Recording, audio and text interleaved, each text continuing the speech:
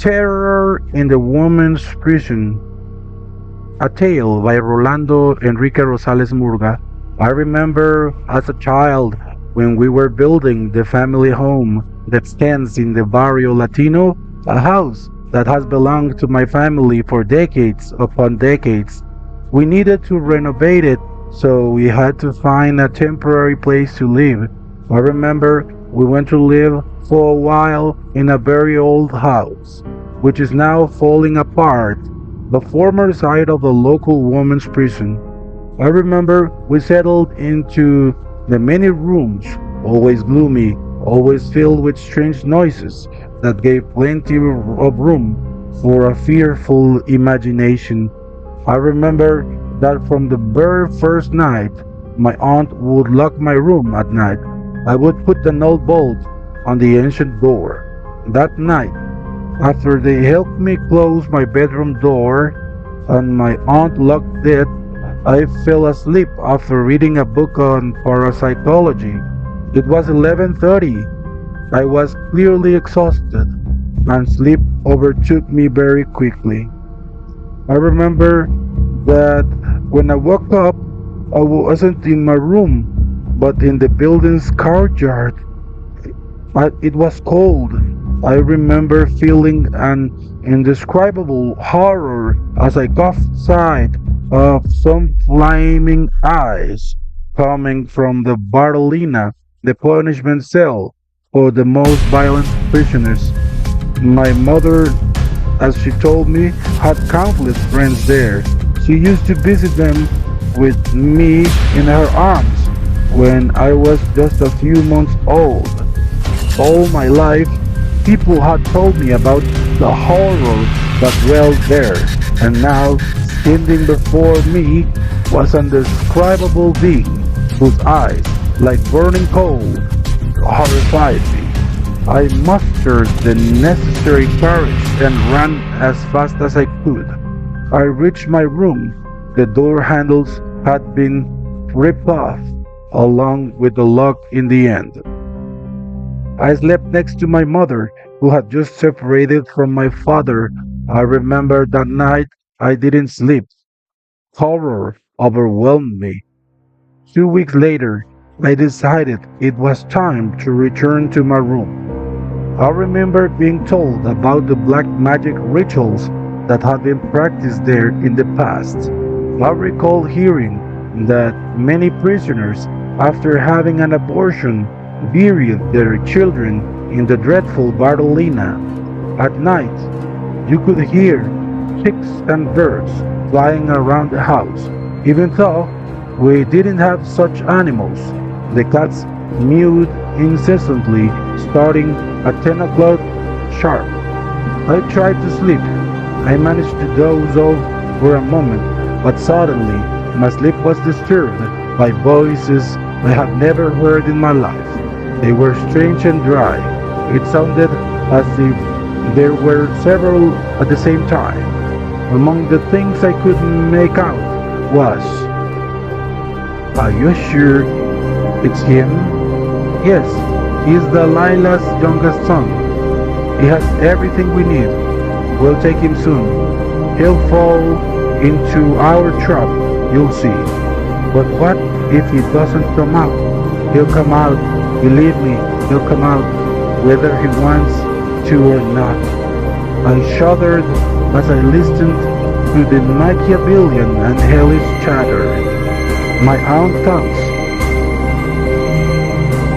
lulled me into a deep sleep, and when I woke up, I was standing in front of a tree in the courtyard. I could barely see out.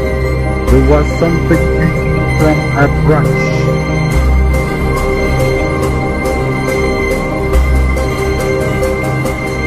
It was like a goblin, with the only difference being that it held its head in its hand. I was terrified. It was laughing maliciously. It was the most macabre and thing my young life had ever seen. I spent that night on the verge of madness. I didn't fall asleep until dawn. That day, people were whispering in the house. My aunt, having gone out at dawn, swore she'd seen a dwarf with his head in his hand, sitting in the mango tree. Was this a coincidence? Remembering that event unsettled me. I was horrified to think that it roamed the woman's prison at night. We were at its mercy. A week had passed, and I hadn't slept. My exhaustion was more than evident. It showed fear. It showed something hellish, for I was rapidly turning pale and losing weight. That night, I slept a little suddenly. A horrifying scream and the nipping of a horse terrified me. I woke up in my bed. Everyone had already gotten up, except for my cousin Eric, from whose room those screams and nipping were coming.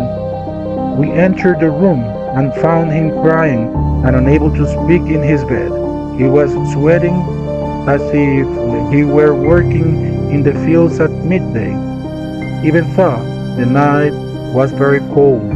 After some tea, he said in a very calm yet slightly sickly tone, I was lying in bed, unable to fall asleep no matter what. My window was open, and suddenly a horse appeared in the courtyard. Its face was horrible and terrifying. It was kicking the windows with its front hoovers. Oops, sorry. I thought I saw flames coming out of his nose. It was banging against the wall where my window is and running around the courtyard. Suddenly, it charged at my window again, right in that spot. When we peered at the spot he indicated, it was marked by two imprints. They looked like a horse's hoofs, but it seemed as though they had been branded with fire. Those marks are still visible in that cursed house. And the creature pursued my cousin for a long time, but that's another story. I remember that one of my cousins was murdered the following week. He had been the victim of a misunderstanding that filled me with rage. The wake was held in that prison, which now looked like an ancient castle. I remember that we gathered with my brothers, and that day we didn't part ways all night long. I told them everything that was happening in that place. While my brother Carlos made fun of me, I showed them the spot where that horrible encounter with the horror that lived there had taken place. I was talking when suddenly from the room containing the main bathroom a horrible hoarse laugh rose up. We didn't flinch, we ran inside. How great was our surprise when we felt that laugh behind us as we entered. Suddenly, my cousin Roberto pointed to the eyes in the lower corner of that dark room. I don't remember which boy pulled out a flashlight and bravely began to shine it there. It was like a dog, but it had hooves that looked like a cow's. It seemed to have horns. Its eyes were flaming. It had sharp teeth, and it was glaring at us with rage. My brother Carlos, who had previously made fun of me, fainted in fear. We picked him up, closed the doors. It was grotesque.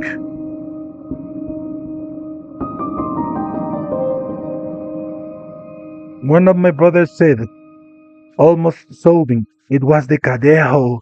In my country, there are countless stories about this creature. They say there's a white one and a black one. It is said that the black one is the protector of the drunkards and that the white one protects women. If the white one sees a man, it will surely harm him, and vice versa with the black one.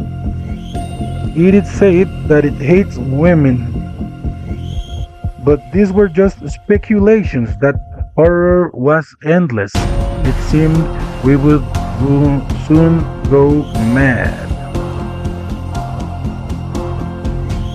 And the months passed until that fateful day in September. I remember it was noon.